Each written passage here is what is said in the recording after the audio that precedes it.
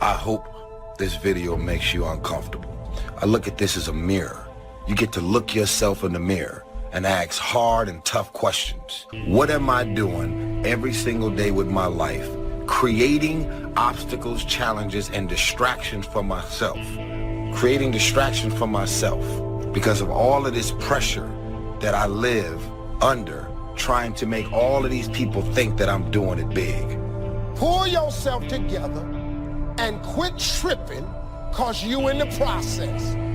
God is processing you. He ain't through with you. If he was through with you, you would not wake up in the morning. He gonna fix it.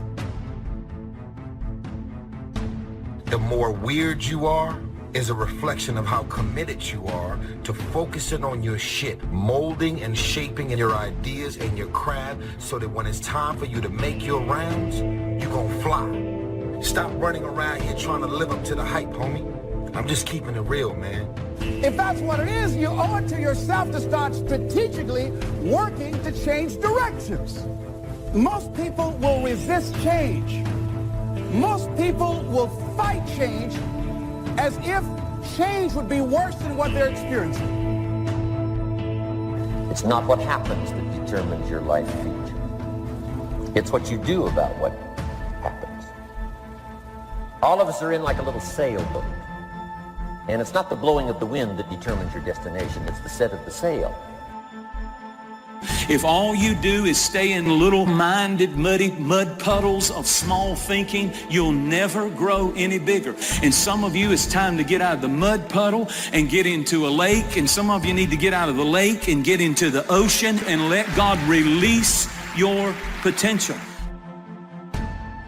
See, here's what's amazing. At any point in your life, you can just decide to write a new script. You can decide to become a whole new character. See, the leading character in the story of your life is you.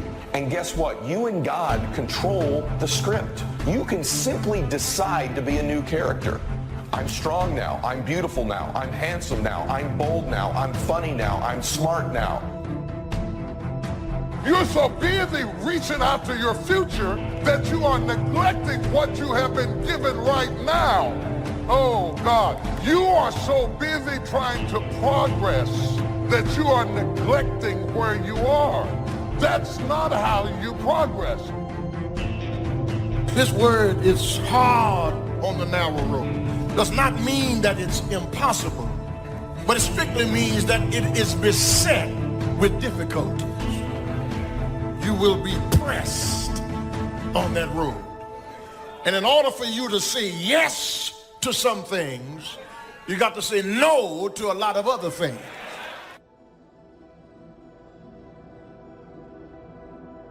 Master where you are, and then you get promoted to where you're going. You don't neglect where you are, trying to reach after where you're going. Because if you learn how to do great things in a small place, you're going to do great things in a larger place, and you're going to be great over here. Opportunity mixed with difficulty. Now, sometimes there seems to be more opportunity than difficulty, and then sometimes there seems to be more difficulty than opportunity, but the mix isn't going to change. After expansion comes recession.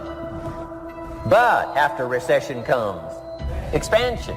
Not to think so, see, is naive. And once you've got just a little of this stuff settled, then you know exactly what to do. You know exactly what to anticipate, so you can be ready.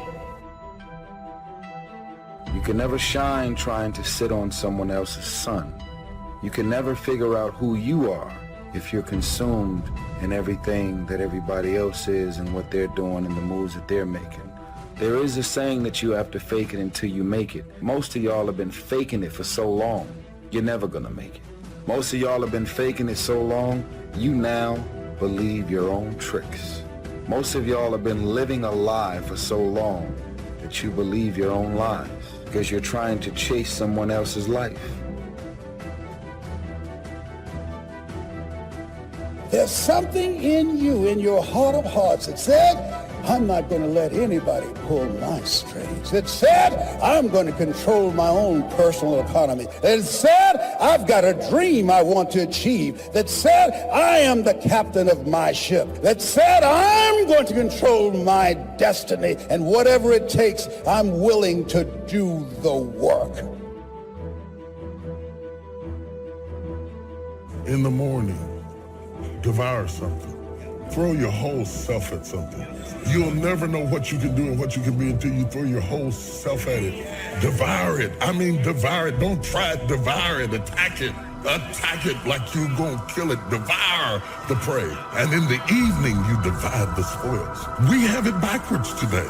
We want to divide the spoils in the morning. So we're blinging when we ought to be devouring. See, don't worry about whose name you wear when you're young. Worry about your name.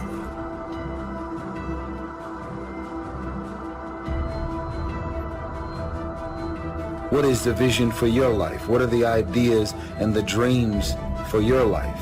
What are you supposed to be doing? Who are you? What are your gifts and talents? What is your ultimate destiny and your goals? God will never give you something somebody else is supposed to have.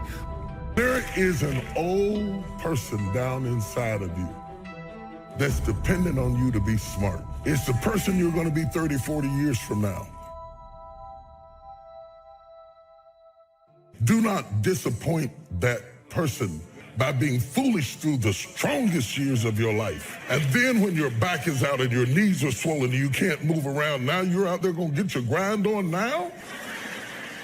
When I'm in a storm, I'm trying to gain control.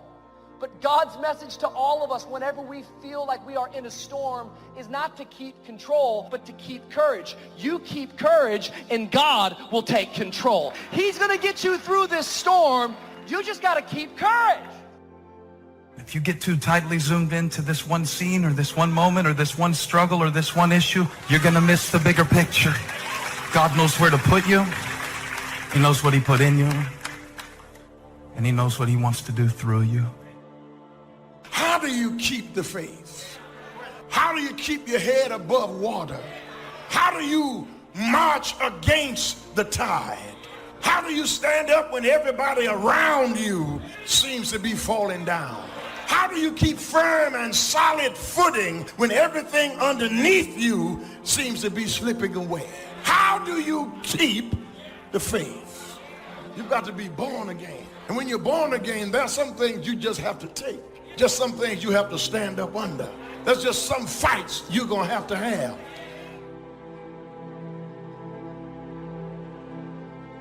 If your friends judge you for being real, they're not true friends. A true friend will accept you for who you are, faults, weaknesses, shortcomings, and all. And people that judge you are not being honest with themselves. They're just wearing their mask, hoping that you don't notice. Everybody is dealing with something. There are no perfect people. But we live in a society that stresses image. It tells us if we don't have it all together, if you don't wear the latest, drive the latest, then you're less than. This creates all kinds of pretending, trying to impress. And that may feel strong, but in fact, it's weak. If you can't be honest with yourself, if you have to hide your struggles, act a certain way to keep up your image, that's going to keep you from your full potential. God is not looking for the ideal you, the pretend you, the future you. He's looking for the real you. Only quality people. As you think about your goals and dreams, this is not for everybody. You want to build an organization with only quality people. Not people who need more, but people who want more. You want to surround yourself with people that are hungry. People that are hungry are willing to do the things today others won't do in order to have the things tomorrow others won't have. If you do what is easy, always looking for a way to give yourself a pass, to let yourself off the hook, to do what everybody else is doing, a job, the journey of the broke. If you do what is easy, your life will be hard. But there's something in you that says, you know, I can't do this. I can't do this anymore. It's not what you are that holds you back. It's what you think that you are not. That's what holds you back. You cannot always control circumstances, but you can always control your own thoughts. Nothing changes until your mind changes. Information does not bring transformation. Conversion does. You can't be distracted by things that are keeping you from your purpose. You don't have time to waste worried about what people think about you. Your time is too valuable to respond to every critic. Those are distractions. Everyone is not going to like you. Quit trying to convince someone to understand you that's determined to misunderstand you.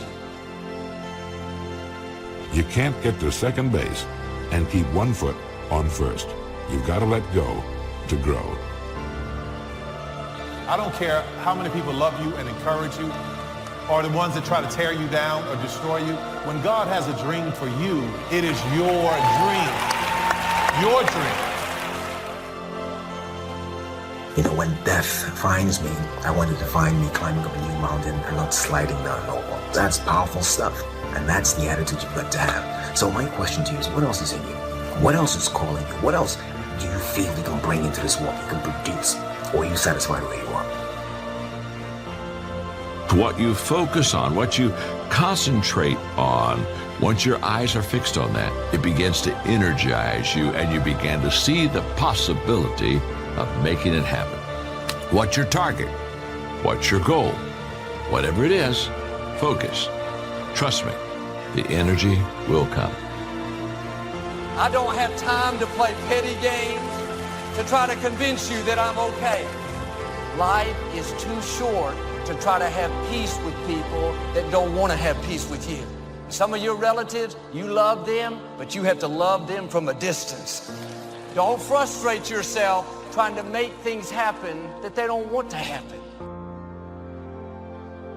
And so when you look at yourself, look at your goals, there's a reason we are taught, judge not according to appearances. Don't judge yourself based upon your past. Your past has nothing to do with you right now. It's in the past. Let it stay there. Don't bring it up front. In other words, there were behaviors and thoughts you've had in the past that were needed to produce the results you currently have. But you need to stop what's no longer needed. Maybe you're continuing a thought or a worry that at one time was needed but no longer is. It could be something to protect yourself from fear, to protect yourself from harm, or to serve you in getting through a certain circumstance. As you begin to look at yourself and look at where you want to go with your life, it's very important for you to ask yourself a question as you look at various areas of your life. Is what you are doing, is it giving you what you want? If it's not giving you what you want, it's going to take courage to decide to do something differently. It takes courage to enjoy yourself. God didn't bring you in this world to be average. God didn't bring you in this world to wake up and die one day and just be another person that lived and died and didn't do anything significant in this world. You have the right and the power within yourself to choose the direction you want to go. But in the process of making that choice, understand that God is sovereign, and when everything is said and done, he will have his way. You're still alive, so therefore God is not done with you. You're still here. God has a plan for your life. Everything you're going through is preparing you for what you asked God for. You just got to quit tripping while you're in the process, because the process is necessary. You may not see it now, but when he gets you on the other side of it, you're going to see exactly why it went that way, and you're going to be okay with it. Pull yourself together and quit tripping because you're in the process. God is processing you. He ain't through with you. If he was through with you, you would not wake up in the morning. He gonna fix it. You don't have to lose your faith just because God didn't say yes to what you requested him to do. You don't have to have a nervous breakdown, a pity party, throw in the towel just because you didn't get the job, didn't get the house, didn't get the healing, didn't get what you wanted from the Lord. Do you realize the percentage chance of you being born when you were born to do what you do, and you're going to walk around in self-doubt trying to figure out if God chose you? You ought to know God chose you. You ought to believe God chose you, and you ought to go through your life with your head held high no matter what is in your bank account, because I'm chosen. We don't need faith to direct us.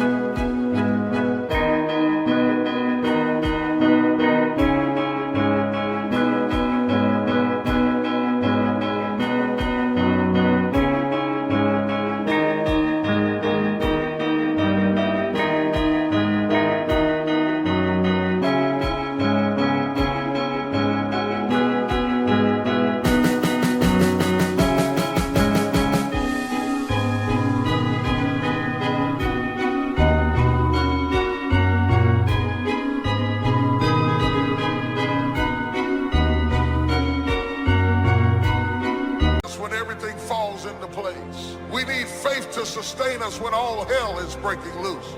I don't need you to tell me how to act when I get healed. I need to teach me how to survive when I don't get healed. I don't need you to tell me how to shout when I got a new job, a new house, a new car. I got enough sense to be happy when things go right, but teach me how to be happy when all hell is breaking loose. Things are getting bad instead of better. Teach me how to stand when it's raining down on my face, and tell me how to keep trusting God when he says no.